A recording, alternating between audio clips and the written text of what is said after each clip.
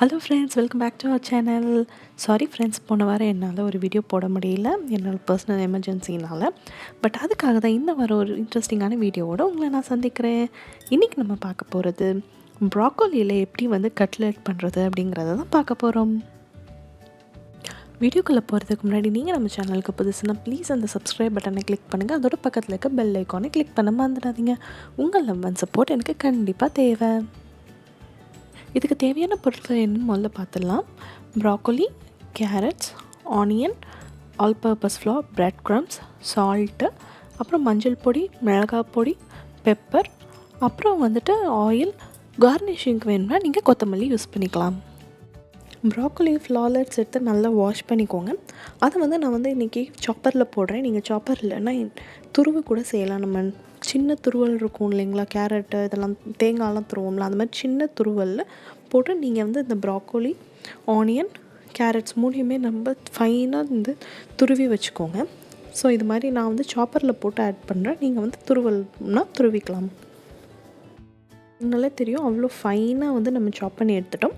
So இதை நம்ம இன்னொரு பவுலில் இப்போ ட்ரான்ஸ்ஃபர் பண்ணிக்கலாம். ட்ரான்ஸ்ஃபர் பண்ணிவிட்டு நான் இன்றைக்கி 3 ஸ்பூன் ஆல் பர்பஸ் ஃப்ளவரும் 3 ஸ்பூன் பிரெட் க்ரம்ஸும் போட்டு இதிலே நான் அப்படியே பிசைய போகிறேன்.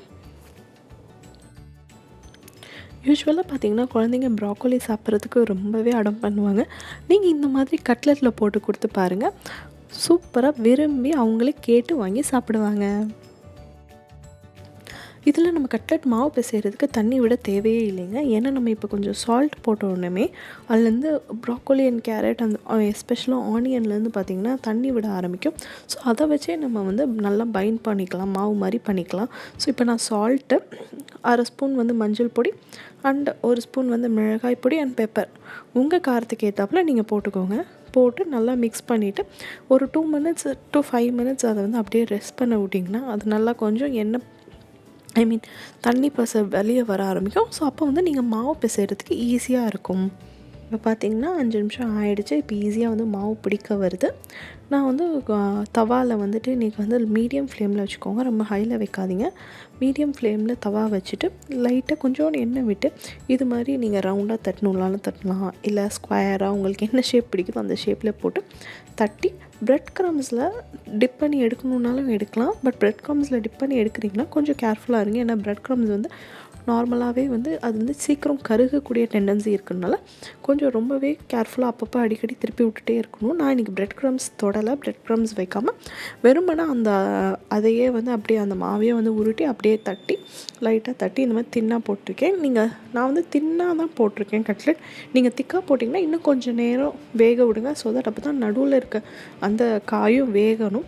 இல்லை நீங்கள் ரொம்ப திக்காக போடுறீங்கன்னா இன்னொரு மெத்தட் என்ன பண்ணலான்னா, இந்த காய், கேரட்ஸ் இது எல்லாத்தையுமே ஒரு ஹாஃப் பாயில் பண்ணிவிட்டு அதுக்கப்புறம் எடுத்து நீங்கள் பண்ணிங்கன்னா நீங்கள் 2 மினிட்ஸில் டக்குன்னு போட்டு அவுட் சைடு மட்டும் கிறிஸ்பி ஆனாலே போதும் அப்படின்னு பண்ணிடலாம். பட் நான் இன்றைக்கி பச்சையாக போட்டிருக்கனால கம்ப்ளீட்டாக வேகணுன்றதுக்காக தின்னாக போட்டிருக்கேன். கண்டிப்பாக ட்ரை பண்ணி பாருங்கள். குழந்தைங்களுக்கு ரொம்பவே ஹெல்தி அண்ட் டேஸ்டியான ஈவினிங் ஸ்நாக்ஸாக இருக்கும். உங்களுக்கு பிடிச்சிருந்ததுன்னா லைக் பண்ணுங்கள், ஷேர் பண்ணுங்கள். இன்னொரு இன்ட்ரெஸ்டிங்கான வீடியோவோட உங்களை அடுத்த தடவை சந்திக்கிறேன். Until then, bye bye friends.